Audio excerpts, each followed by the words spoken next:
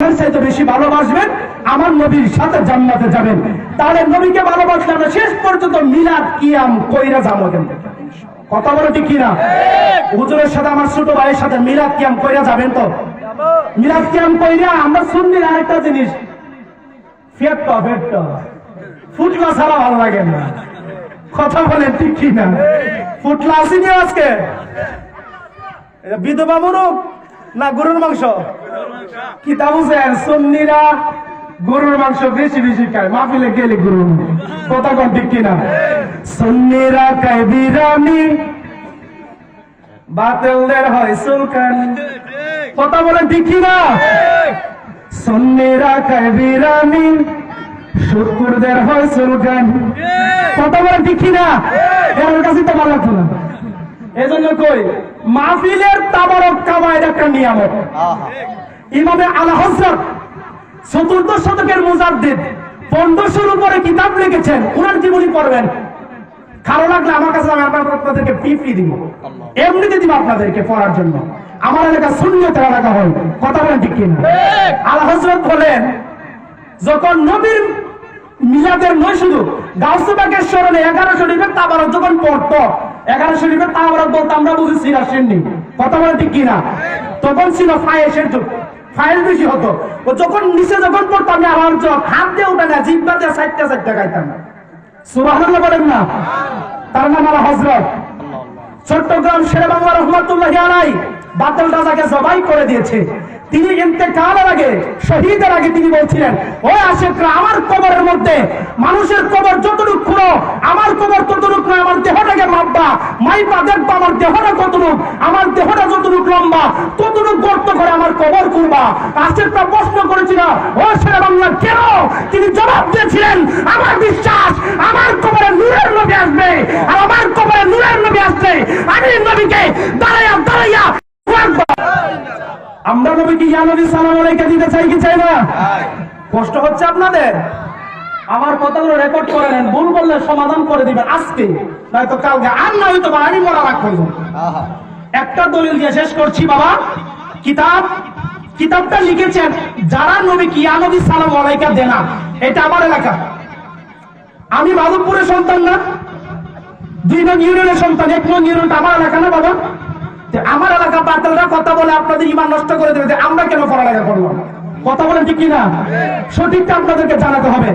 আমি তুবাইল আহমদ রাজা 2018 সালে কোরআন তাফসীর নিয়ে কামিল করেছি চট্টগ্রাম জামিয়া আহমদিয়া সুন্নিয়া কামিল মাদ্রাসা থেকে। আমি পড়ালেখার আমার কি দাম যদি আমার এলাকাটা বাতিলে যদি ভরপুর হয়ে যায়? কথা বলেন ঠিক কিনা? একটা কিতাব লিখেছেন আশরাফ আলী তানভী সাহেব, কিতাবের নাম তাবলিগ। কিতাবের 38 পৃষ্ঠায় উর্দু এবারটা বলছি, কিতাবের 38 পৃষ্ঠায় তিনি উল্লেখ করেছেন, দেখেন, উস্তরা হাম কিয়াম কো মানা নেহি। আমরা যেভাবে নবীজির কিয়াম করি এইভাবে কিয়াম করা মানা নাই, নিষেধ নাই। সুবহানাল্লাহ কইতেন না? যারা কিয়াম করেন না তাদের বড় হুজুর, যারা ওনাকে বড় হুজুর মানেন, হাকিমুল উম্মত যাকে মানেন, উম্মতের হাকিম সরদার মানেন তাকে, তিনি বলেন উস্তরা হাম কিয়াম কো মাননা নেহি করতে হে। আমরা যেভাবে কিয়াম করি, তোমরা যেভাবে কিয়াম করো এভাবে কিয়াম করা মানা নাই, নিষেধ নাই। তিনি বলতেছেন মাদার কাবিরে তৌজিকে ওয়ালাদাত হে, মানে বলতেছেন নবীজির ওয়ালাদাত মানে জন্ম। ওয়ালাদাত মানে কি?